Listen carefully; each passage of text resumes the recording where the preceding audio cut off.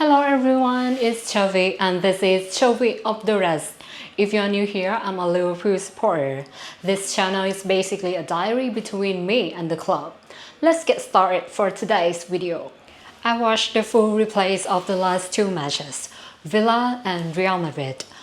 Yeah, we won both, but I'm still not sure if we are actually back.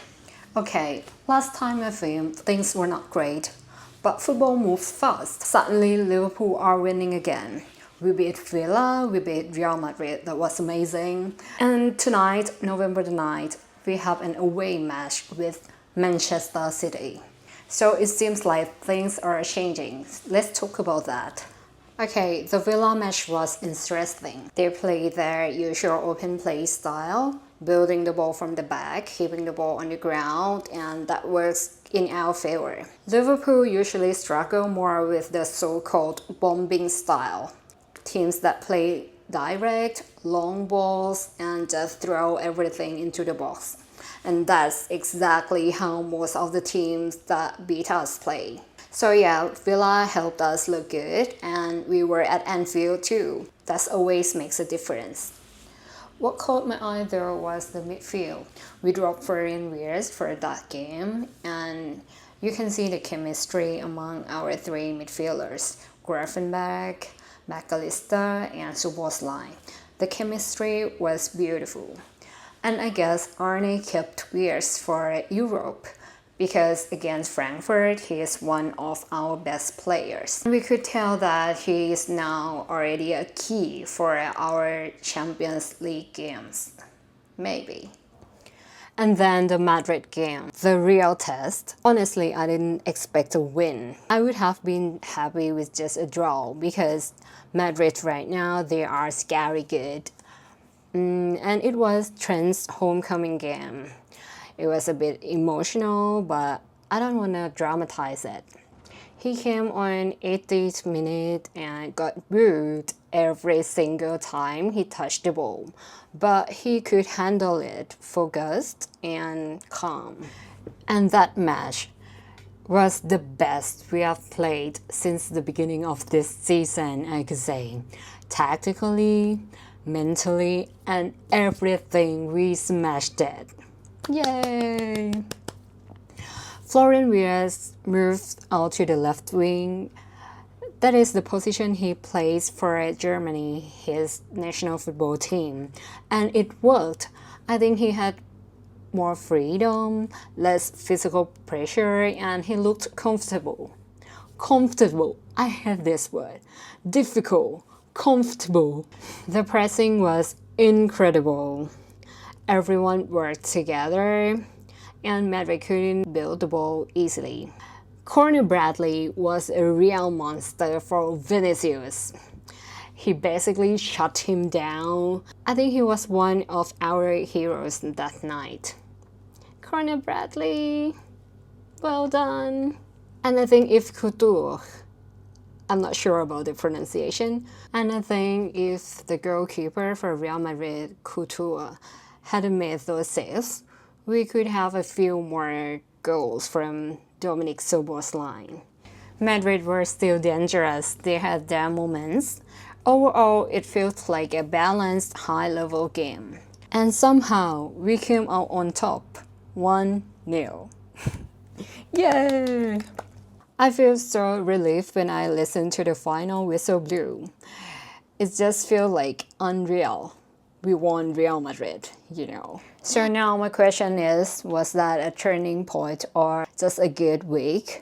The City away game will tell us. Because beating Villa and Madrid was amazing, but winning City away is something else. Let's see. Tonight we have the same score as Madrid match. And it's going to live 11:30 p.m. Thailand time. So let's take a look on it. Yeah. Now I'm gonna focus on the game and let's talk about the match later. So I'm so excited. Okay, camera back on. Slightly quieter tone than the pre-match. That match, City away game. It was supposed to tell us where we actually are, and it did. From the first minute, we just couldn't match their rhythm. Even Haaland missed the penalty. It didn't change anything. They kept pressure and eventually Haaland scored. Anyway, the header.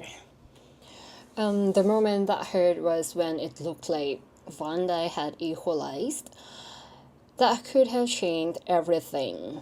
But then VAR took it away for Robertson being offside, and honestly, that offside was questionable. If that goal had stood, the momentum shifts, the energy shifts, but we will never know. Going down 2-0 before halftime killed us. Second half became almost impossible. City dropped into their structure and packed the defense and controlled every transition. Then we tried to push higher, but when you push high against City, you leave the space, and we got punished 3-0. And let me mention the substitution. The substitution I still don't understand. We are behind, and Arne took Ekitike off and moved Wears into the false nine, and then brought on Joe Gomez. I was sitting there like, Arne, what are you thinking about? You know, it didn't feel like we moved to chase the game. It felt like we moved to survive. In my opinion, the quality of our players is good enough. But today they looked tired, physically tired, mentally tired after the Madrid game. Pressing wasn't sharp, second balls were gone, and we were always half step behind. I'm not here to blame Arne, but this match, we can say that Pep Guardiola, he was just on another level.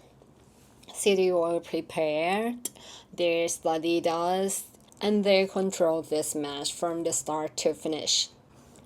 Yeah, this loss hurt, not because of the score, but because we did not ever look competitive. Anyway, life goes on. 2-week international break, time to rest, reset, and work. People are saying our Premier League title defense is dead. I don't agree. We are not even halfway through the season. There is time, there is chaos, and in chaos, everything can happen. So that's my honest take. 2 highs and 1 crash. A typical Liverpool roller coaster. So that's it for today, and see you on the next episode. ChaviUptheReds. Bye. Up the Reds.